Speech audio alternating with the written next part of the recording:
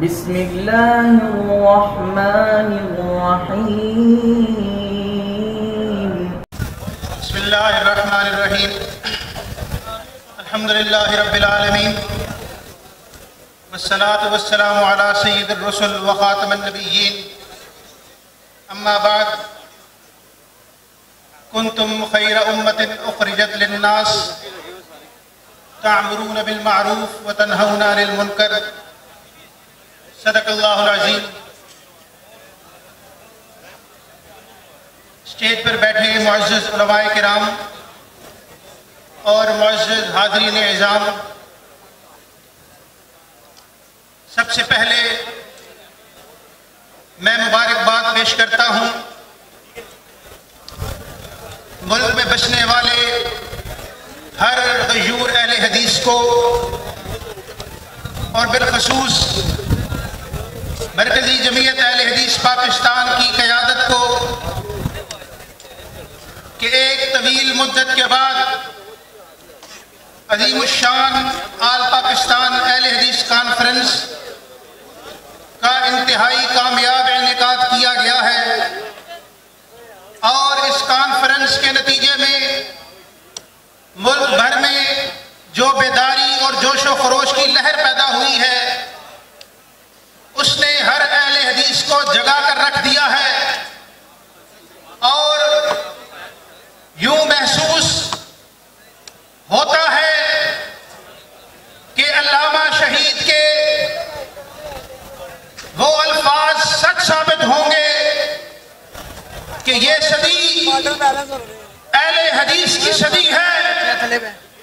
اہل حدیثوں کا یہ عظیم الشان اجتماع اس بات کی دلالت کرتا ہے، اس بات کا مظہر ہے کہ اب اہل حدیث جاگ چکا ہے، اہل حدیث بیدار ہو چکا ہے، اور انشاءاللہ اب اہل حدیثوں کو پڑھنے سے دنیا کی کوئی طاقت نہیں روک سکتی. یہ صدی انشاءاللہ اہل حدیث کی صدی ہے.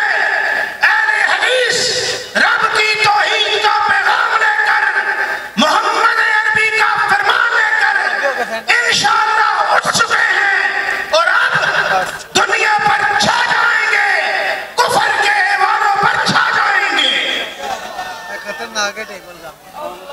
حضرات، مجھے جو موضوع دیا گیا وہ مسلک اور جمعیت کے حوالے سے اہل حدیث نوجوان اور اہل حدیث یوتھ فورس کے کردار پر گفتگو کرنا ہے. یوتھ فورس کیا ہے؟ سب سے پہلے تو یہ سمجھ لیجئے کہ یوتھ فورس کا سلسلہ کہاں سے شروع ہوتا ہے. یوتھ فورس کن اسلاف کی روایات کی امین ہے. اگر میں دیکھوں تو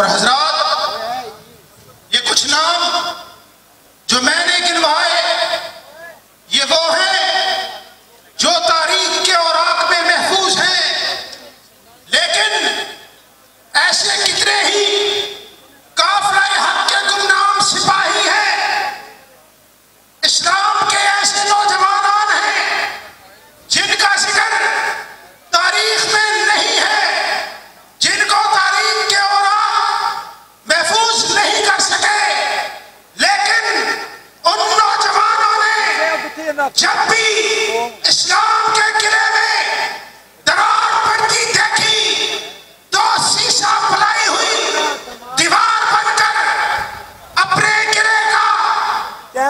قلعے کی حفاظت کی۔ ان نوجوانوں نے بغیر کسی دباؤ و لالچ کے اسلام کے لیے اپنے خون کا نذرانہ پیش کیا۔ ایسے کتنے ہی نوجوانان ہیں جنہوں نے جب توحید کے گلشن کو زرد ہوتے دیکھا تو خون کے چھینٹوں سے اسے رنگ حنا بخشا۔ ان نوجوانوں کو تاریخ محفوظ نہیں کر سکی، لیکن وہ نوجوانان ہمارا فخر ہے۔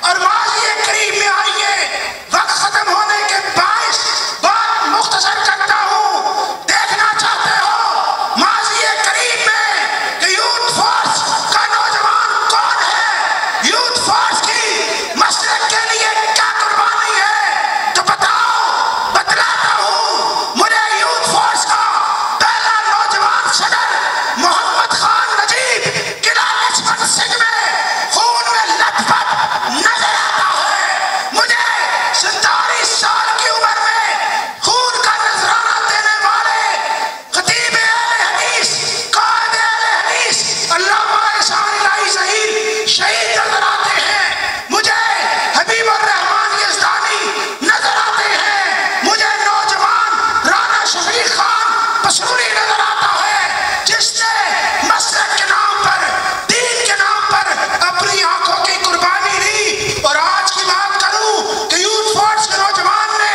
مسلک کے لیے، دین کے لیے کیا قربانی دی، تو مجھے انعام الرحمان یزدانی نظر آتا ہے، جس نے آنکھیں کھولنے سے پہلے اپنے باپ کو کھو دیا، لیکن آج بھی اعلان کرتا ہے کہ رستہ وہی ہے جس پر میرا باپ چلا تھا۔ میرے باپ نے خون کا نذرانہ پیش کیا، ضرورت پڑے تو انعام الرحمان بھی خون کا نذرانہ پیش کرنے کو تیار ہے۔